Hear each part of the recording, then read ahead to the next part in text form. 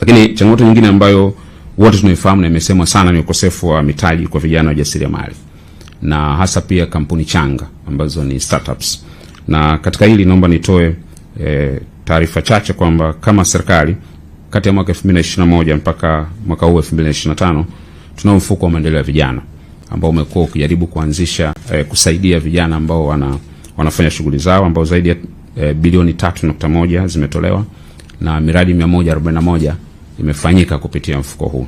Sasa tunaweza tukawa tuna mjadala kwa maana ya ufanisi wake na matokeo, lakini serikali kwa sehemu yake imefanya, na baadhi ya maeneo ambayo tumejifunza na tunachotaka kuboresha nitakeleza hapo baadaye.